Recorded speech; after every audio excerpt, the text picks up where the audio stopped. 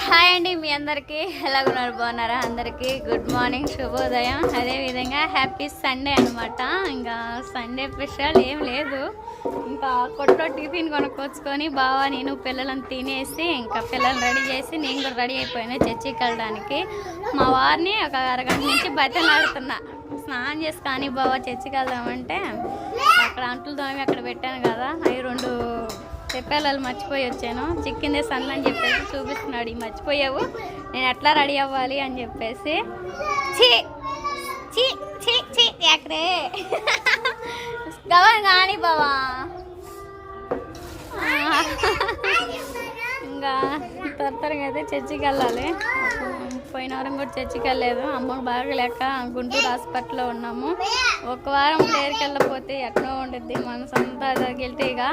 అందుకని చెప్పేసి మందిరానికి వెళ్దామని చెప్పేసి రెడీ అయ్యాను. పిల్లలను కూడా రెడీ చేస్తే ఆడుకుంటా ఉన్నారు. త్వరగా మందిరానికి వెళ్ళిపోదాం. మరి ఓకేనా? Video please like and subscribe చేయండి. Bye by.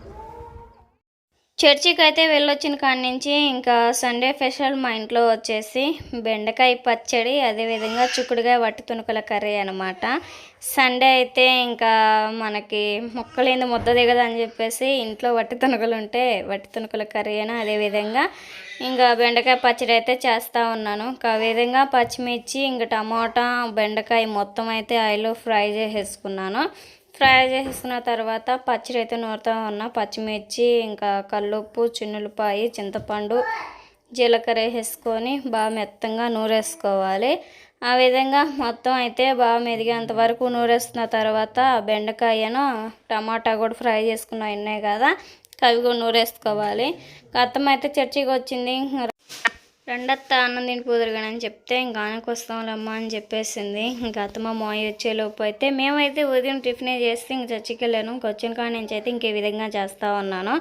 అత్తమ్మ మోయి వచ్చేలోపు ఇంకా బెండకాయ పచ్చడి, చిక్కుడుగా వట్టి తునుకుల కర్రీ కూడా చేసేద్దాం. మరి మొత్తానికైతే ఇవన్నీ వేసేసుకొని బాగా మెత్తంగా నూరేసుకోవాలి. ఇంకా బెండకాయ కర్రీ కంటే పచ్చడి చాలా ఇష్టం అనమాట నాకు. అందుకని చెప్పేసి ఇంకెక్కువగా ఈ పచ్చడి నూరుతూ ఉంటాను. ఆ విధంగా మొత్తానికైతే నూరేస్తున్న తర్వాత కర్రీ ప్రాసెస్ కూడా చూపిస్తాను, చూద్దాం. మరి లాస్ట్ ఫైనల్గా ఇంకా కొత్తిమీర ఆయిల్లో ఫ్రై చేయకుండా ఇంకా ఆ విధంగా వేసుకొని నూరేసుకుంటే మనకి వేడివేడి అన్నంలోకి బెండకాయ పచ్చడి అయితే టేస్ట్ అయితే వేరే లెవెల్లో ఉంటుంది. ఇంకా అప్పుడప్పుడు ఈ విధంగా చేస్తూ ఉంటాను. ఎంత అనువైంది తినొచ్చు ఈ విధంగా పచ్చడిలోకి అయితే. ఇంకా పచ్చడి చేయడం అయిపోయిన తర్వాత ఇంకా చిక్కుడుకాయ కర్రీలోకి మొత్తం రెడీ చేసేసుకున్నా. ఆయిల్ అయితే వేడైంది కదా, ఉల్లిపాయ, పచ్చిమిర్చి, టమాటా, అల్లం వెల్లుల్లి పేస్ట్ మొత్తం వేసేసుకొని ఒకసారిగా కలిపేసుకోవాలి. ఇట్లా వీడియో తీసేటప్పుడు ముగ్గురు పిల్లల్లో ఎవరో ఒకరు ఏడుస్తూనే ఉంటారు. ఇప్పుడు వాయిస్ ఓవర్ ఇచ్చేటప్పుడు ఇంకా నాతో పోటీకి మా ఆయన కూడా వీడియో ఎడిటింగ్ చేసుకుంటూ గోల చేస్తూ ఉంటాడండి. ఈ వీడియో ఎడిటింగ్ చేయాలన్నా కానీ వీడియో తీయాలన్నా కానీ మా పిల్లలతో మా ఆయనతో అస్సలు కుదరడం లేదు. అందుకని చెప్పేసి ఏమనుకోవద్దు, అక్కడక్కడ పిల్లలు ఏడవడం, మా ఆయన ఫోన్ నొక్కడం ఈయనొస్తూ ఉంటే ఒక్కరికన్నా ఈయనొచ్చిందా లేదని చెప్పేసి కామెంట్ చేయండి. ఇంకా మాట చెప్తున్న లెక్కే మా ఆయన అయితే మా బాబుని తీసుకొని బయటికి ఉరికాడు. ఆ విధంగా మనకైతే ఇంక టమోటా మొత్తం అయితే బాగా మగ్గాయి కదా, ఇంకా చిక్కుడుకాయలు కూడా వేసుకొని మొత్తం ఒకసారిగా కలిపేసుకోవాలి. నేను అప్పుడు ఏం చేసేదాన్ని అంటే ఈ చిక్కుడుకాయని ఉడకబెట్టి మళ్ళీ సపరేట్గా టమాటాలు తాలింపులో వేసేదాన్ని. ఇప్పుడు అట్లా కాదు, ఈ చిక్కుడుకాయ కర్రీతోనే ఒక ప్రయోగం అయితే చేయబోతున్నాను. చిక్కుడుకాయ కర్రీతో నాకు నచ్చినట్టుగా నా స్టైల్లో ఈ కొత్త రెసిపీ అనమాట. కొత్తదని చెప్పొచ్చు, అంటే ఇప్పుడు ఇంతవరకు ఎవరైనా ట్రై చేశారో చేయలేదో, ట్రై చేసిన వాళ్ళు అయితే కామెంట్ సెక్షన్లో కామెంట్ చేయండి. పూర్తి వీడియో చూసిన తర్వాత చిక్కుడుకాయలు మొత్తం అయితే వేసుకొని కల్లుప్పు, అదేవిధంగా ఇంకా పసుపు వేసుకొని ఒకసారిగా బాగా కలిపేసుకొని మూత పెట్టేసుకోవాలి. ఆ విధంగా మొగ్గేలోపు అయితే ఇంకా ఇంట్లో పుదీనా కారం అయిపోయింది. మా ఆయన్ని ఇంకా అప్పటికప్పుడు పో బావా తే బావా అంటే కొట్టుకెళ్ళి ఇంకా ఈ మొగ్గేలోపు కారం ప్యాకెట్ ఒకటి, పెరుగు ప్యాకెట్ కూడా తీసుకొచ్చాడు బావ అయితే. పెరుగు ప్యాకెట్ చూడంగానే నాకేంది కర్రీలో వేద్దాం, కర్రీలో వేద్దాం అని చెప్పేసి అనిపించేసింది. మా ఆయన ఏమన్నాడంటే ఇంక ఈ కర్రీ చూసి ఫ్రై చేయొద్దు, మరీ నీళ్ళగా చేయొద్దు, మరీ గ్రేవీగా చేయొద్దు, మీడియంగా ఉండాలి రాజీ, ఒక్క ముద్దలో కలుపుకుంటే అన్నం మొత్తం కలిసిపోవాలి కొంచెం కర్రీ అని చెప్పేశాడు. అందుకని చెప్పేసి పెరుగుని చూసిన కాడి నుంచి నాకైతే ఇంక కర్రీలో కలపాలని చెప్పేసి అనుకున్నా.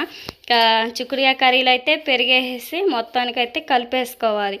ఆ విధంగా కలిపేసుకునేటప్పుడే నాకేందో చికెన్ కర్రీలో గ్రేవీ లాగా అనిపించేసింది. ఇంట్లో వట్టి తణుకులు ఉన్నాయి, అవి సపరేట్గానే ఫ్రై చేసి బాగా కాని రాకుండా తినేద్దాం అనుకున్నా. కానీ మనసు ఒప్పలేదు. ఎందుకు అవి మళ్ళీ మొత్తం కర్రీలో కలిపేసుకుంటే అత్తమ్మ మోయ వస్తున్నారు కదా, ఇంకా మా అందరికి పెట్టినట్టుండిద్ది అని చెప్పేసి అవి ఉన్న 4 వట్టి తణుకులు అయితే ఆయిల్లో ఫ్రై చేసేసి మొత్తానికైతే ఆ విధంగా వేసి కలిపేసాను. లాస్ట్ ఫైనల్గా కొంచెం వాటర్ పోసేసుకొని మూత పెట్టేసుకొని బాగా ఉడకనిచ్చేసుకుంటే మనకి గ్రేవీగా బాగుండిద్ది. టేస్ట్ ఎట్లా ఉండిద్దో ఏమో, మోయి వస్తున్నాడు తింటాడా లేదా అని చెప్పేసి ఒక చిన్న భయం అనమాట. పెరిగేయకుండా బాగుండేది, ఏం తింటారో తినరో అని చెప్పేసి చాలా భయపడ్డాను. కర్రీ ఎట్లా ఉందో చెప్తా. నువ్వు తిన్నాను ముందు అన్న. ఇంత పిల్లవాడికి పొద్దున ఇంజక్షన్ చేయించాక జ్వరం వచ్చినట్టుంది, వ్యాక్సిన్ అయితే చేయిస్తే ఏం కాదు.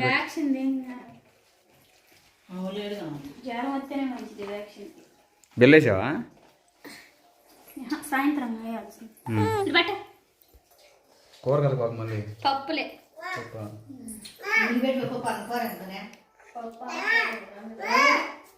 నువ్వు తిన్నా చాలే, మరి పెరిగానని పెట్టు ఇంకా వాడికి. ఆ గిన్నె వాడికి ఇచ్చి ఏం సువాసన ఈ గోళ?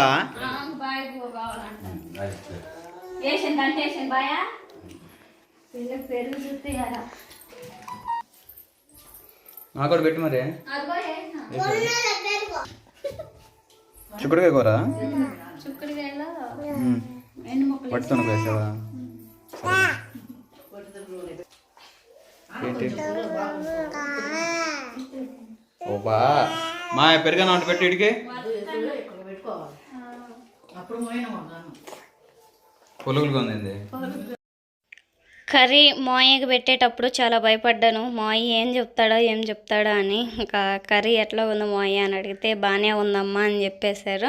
ఇంకా అత్తమ్మ అయితే అన్నం కొంచెం పొలుగ్గా ఉందమ్మా, ఎసురు అయితే బాగా పెట్టుకో అని చెప్పేసి అంది. పిల్లలు కూడా తింటా ఉన్నారు. వీడియో నచ్చితే ప్లీజ్ లైక్ అండ్ సబ్స్క్రైబ్ చేయండి. Bye bye.